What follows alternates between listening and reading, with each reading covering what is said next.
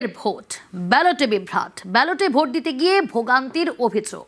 বুথের বাইরে দীর্ঘ লাইন, চড়া রোদে ঘন্টার পর ঘন্টা অপেক্ষার অভিযোগ পেতেই কড়া পদক্ষেপ কমিশনের।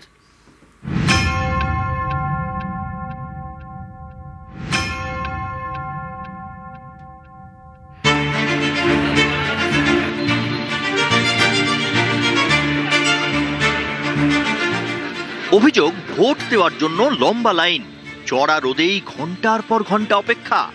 রাজ্যে 23 এপ্রিল প্রথম দফার ভোট। যারা ভোট নেবেন সেই সব ভোটকর্মী ভোট দিচ্ছেন। বুধবার থেকে শুরু হয়েছে ব্যালটে ভোট গ্রহণ। আলিপুরদুয়ার জেলা, এখানে 5টি বিধানসভা কেন্দ্র, মোট 1200 ভোটকর্মী। 4টি কেন্দ্রে চলে তাদের ভোট গ্রহণ। অভিযোগ, শনিবার আলিপুরদুয়ার মহিলা মহাবিদ্যালয়ে দেরি করে আসে কেন্দ্রীয় বাহিনী। দেরিতে শুরু হয় ভোট গ্রহণ, ফলে ভোটকর্মীদের দীর্ঘক্ষণ লাইনে দাঁড়াতে হয়েছে। চড়া রোদেই অপেক্ষা। Mac William higher secondary school, Alipurduar indoor স্টেডিয়ামেও লম্বা লাইন। এতে তৈরি হয়েছে ক্ষোভ। ব্যবস্থাপনা যথেষ্ট নয় এবং যথেষ্ট কর্মীর অভাব আছে এবং আমাদের ভোট দিতে গিয়ে কিন্তু প্রচুর অনেকক্ষণ ধরে লাইনে দাঁড়িয়েছি, কিন্তু ভোট দিতে কিন্তু আমরা পারছি না, লাইন নড়ছে না।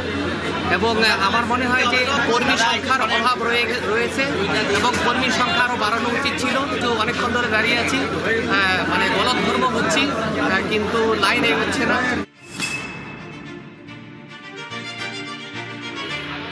বিভিন্ন জায়গায় ভোগান্তির অভিযোগ। এরপরেই কড়া নির্বাচন কমিশন। 23 এপ্রিল প্রথম দফার ভোট। কমিশনের নির্দেশ, ভোট গ্রহণের 3 দিন আগে অর্থাৎ 20 এপ্রিল থেকে ভোট গ্রহণের একদিন আগে অর্থাৎ 22 এপ্রিল পর্যন্ত ডিএম অফিস, এসডিও অফিস বা বিডিও অফিসের মতো ফেসিলিটেশন সেন্টারগুলিতে পোস্টাল ব্যালটের ব্যবস্থা। ডিস্ট্রিবিউশন সেন্টার অর্থাৎ ডিসিআরসিতে ভোট দেওয়ার সুযোগ। কমিশনের নির্দেশিকা মেনে ভোট গ্রহণ ও ব্যালট সংরক্ষণ করতে হবে। 29 এপ্রিল ভোটের জেলাগুলিতে বিশেষ ব্যবস্থা। 50 থেকে 60 জন ভোটার পিছু আলাদা ভোটিং কম্পার্টমেন্ট।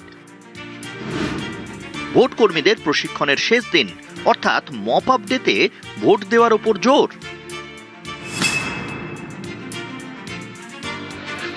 হলদিয়ার এসডিও অফিস, শনিবার চলছিল ব্যালটে ভোট গ্রহণ। এখানে ভোটারদের প্রভাবিত করার অভিযোগ পেয়েই নির্বাচন কমিশনের কড়া পদক্ষেপ। সাসপেন্ড কলকাতা পুলিশের কনস্টেবল।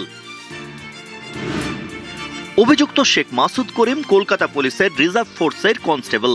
এটা নিয়ে ওর গাফিলতি দেখা গেছিল কিছু, ওই জন্য অ্যাকশন নেওয়া হয়েছে।